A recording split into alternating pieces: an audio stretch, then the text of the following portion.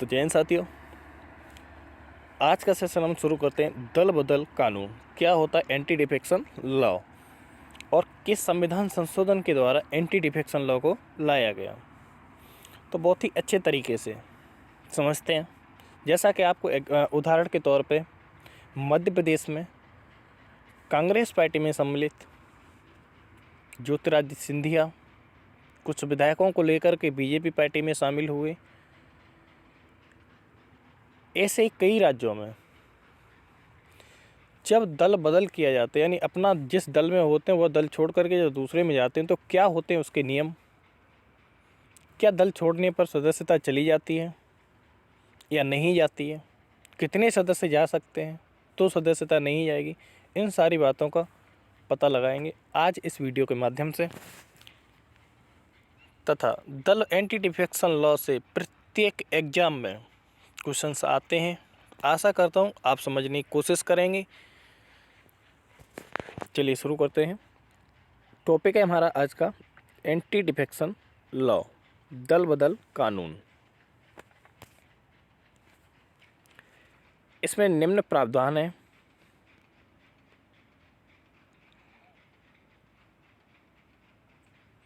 पहला नियम जो कहता है वह यह है कि चुनाव जीतने के बाद जिस पार्टी से आप चुनाव लड़े, चुनाव जीतने के बाद स्वेच्छा से पार्टी की सदस्यता यदि त्याग देता है, कोई भी सदस्य जब चुनाव जीत जाता है और अपनी मर्जी से उस पार्टी की सदस्यता त्याग देता है, तो उसका निर्वाचन समाप्त हो जाएगा। अर्थात सदन की सदस्यता भी चली जाएगी, चाहे वह विधानसभा में हो या लोकसभा से सदस्य हो, चाहे वह व्यक्ति विधानसभा से सदस्य हो, चाहे वह लोकसभा से सदस्य हो। अगर वह जिस पार्टी में था और चुनाव जीत चुका है, उसके बाद अगर पार्टी की सदस्यता छोड़ता है, तो उसकी लोकसभा सदस्य हो या विधानसभा सदस्य हो, वह भी सदस्यता चली जाती है।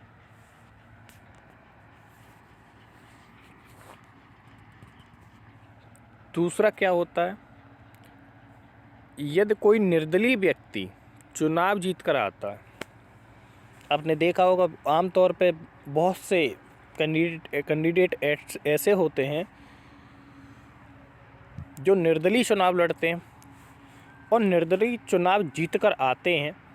जीतने के बाद उसके बाद यदि वह व्यक्ति किसी पार्टी की सदस्यता ग्रहण करता है, पहले निर्दलीय चुनाव लड़ा, उसके बाद वह किसी पार्टी की सदस्यता अगर ग्रहण करता है, तो उसकी सदन की सदस्यता समाप्त या रद्द हो जाएगी।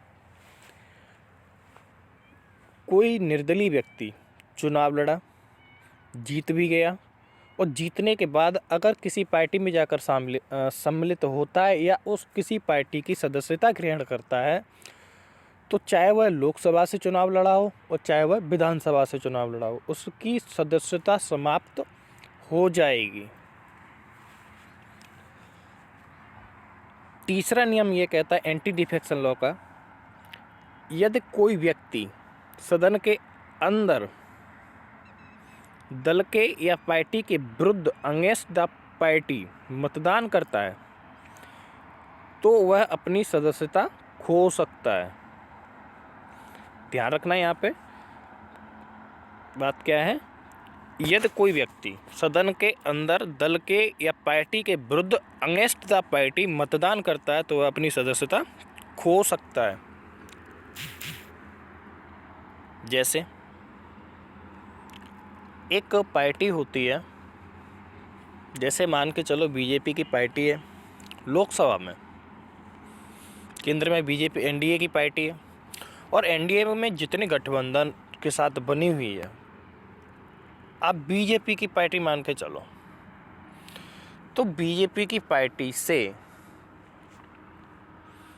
बीजेपी पार्टी कोई बिल लेके आती है संसद में से पास कराने के लिए, यानी उस बिल को कानून बनाने के लिए कोई एक बिल लेके आती है। तो इससे पहले मैंने बताया था किस तरीके से कोई बिल लाया जाता है। उसके बाद वह कैसे कोई विधेयक कानून बनता है। तो इससे पहले हम बता चुके हैं, अगर नहीं आपने देखा हो, अगर यदि आप नहीं जानते हैं तो आप उस वीडियो को जाके देखें कि विधेयक कैसे कानून बनता है। तो पूरी प्रोसेस होने के बाद उसमें होती है, जब बिल संसद में पेश किया जाता है, चाहे वो लोकसभा में हो या राज्यसभा में, फिर वहाँ पे मतदान होता है उस बिल पे। पहले पेश होता है, फिर उस बिल पे चर्चा होती है, चर्चा होने के बाद फिर उस बिल पे क्या होता है, मतदान। और अगर मतदान के समय पार्टी में जिस पार्टी से जो भी व्यक्ति जीते हैं, अब बीजेपी की सरकार है तो कोई भी कैंडिडेट, उनमें से कोई एक कैंडिडेट अगर पार्टी के अगेंस्ट मतदान करता है, यानी कि उस बिल के समर्थन में वोट नहीं करता है, तो क्या होगा, तो वह अपनी सदस्यता खो सकता है। पार्टी उससे मतदान न करने पर अपनी पार्टी से निष्कासित भी कर सकती है, और जैसे ही निष्कासित करेगी तो आपको मालूम है कि पार्टी से निष्कासित होने के बाद स्वतः ही उस सदन की सदस्यता समाप्त हो जाएगी। अगर पार्टी, लेकिन इसमें एक ऑप्शन दिया गया है, अगर पार्टी अगले 15 दिन, जिस दिन मतदान हुआ है उसके अगले 15 दिन में माफ़ कर देती है तो सदन की सदस्यता नहीं जाएगी। अगर मतदान हुआ, उसने पार्टी के अगेंस्ट जाके मतदान किया है, तो पार्टी उसे अपनी सदस्यता, जो उसकी सदस्यता पार्टी की ग्रहण की, उससे समाप्त करेगी। और जैसे ही सदस्यता समाप्त होगी तो उसकी लोकसभा या विधानसभा जहाँ भी हो, उसकी उस सदन की भी सदस्यता समाप्त हो जाएगी। लेकिन अगर पार्टी चाहे तो जिस दिन मतदान हुआ उसके 15 दिन तक पार्टी अगर उसको माफ़ कर देती है तो उसकी सदन की सदस्यता नहीं जाएगी।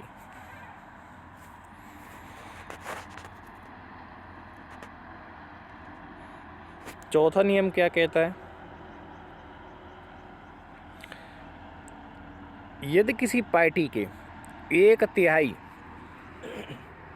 ये तो अभी तक बात की थी, एक कैंडिडेट अगर ऐसा काम करे तो क्या होता है, लेकिन यदि कोई व्यक्ति, पॉइंट नंबर 4 है,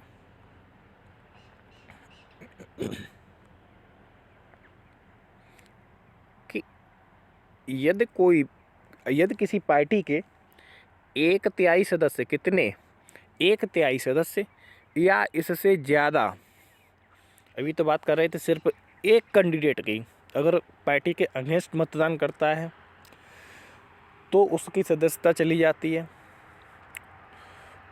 सदन की।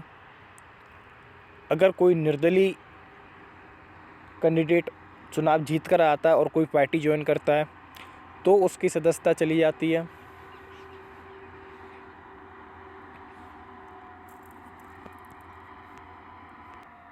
और अगर कोई व्यक्ति किसी पार्टी में है और चुनाव जीत गया है, उसके बाद अगर स्वेच्छा से, अपनी मर्जी से और पार्टी की सदस्यता त्याग देता है तो भी उसकी सदन की सदस्यता चली जाती है। यहाँ एक कैंडिडेट की बात हो रही है, लेकिन जब इकट्ठे जाते हैं, बहुत सारे, काफ़ी मात्रा में जाते हैं, तो उसका क्या है, यदि किसी पार्टी के 1/3 सदस्य, पार्टी के 1/3 सदस्य या इससे ज़्यादा सदस्य पार्टी की सदस्यता छोड़ता है, 1/3 सदस्य, कुल सदस्यों का 1/3 सदस्य या इससे ज़्यादा सदस्यता छोड़ते हैं तो वह पार्टी का विघटन माना जाता है या समझा जाएगा, और उन सभी सदस्यों की सदस्यता बच जाएगी।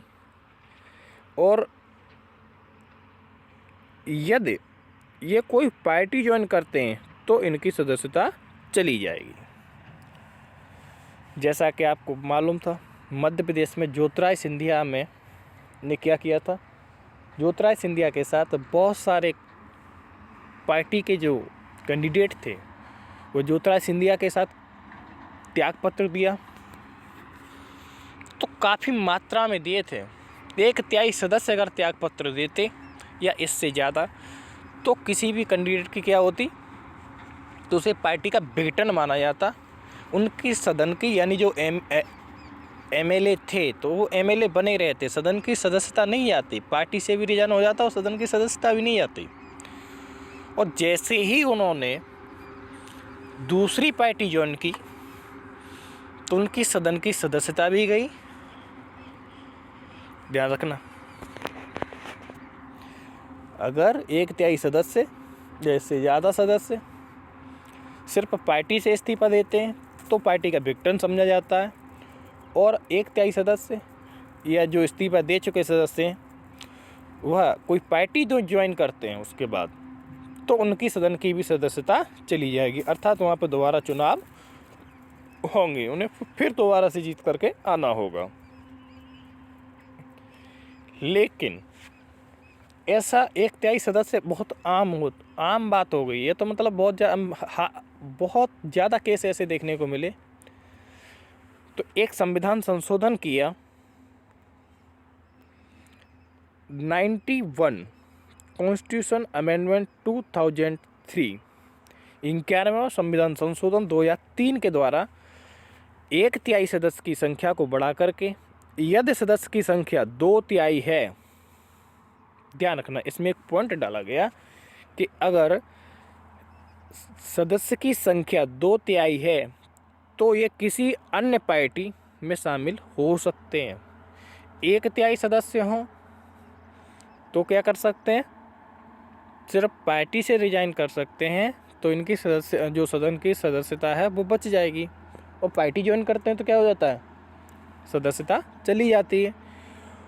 और 91वां संविधान संशोधन 2003 के द्वारा यह कर दिया गया, यदि सदस्य की संख्या कितनी है, 2/3 सदस्य हैं, तो ये किसी अन्य पार्टी में अगर शामिल होते हैं, पार्टी से रिजाइन करने के बाद अगर ये अन्य किसी पार्टी में शामिल होते हैं, कितने 2/3 या इससे ज़्यादा सदस्य, तो इनकी सदस्यता नहीं जाएगी, चाहे वह लोकसभा में हो या विधानसभा के सदस्य हों, दोनों में क्या होगा, लागू होगा। ठीक है।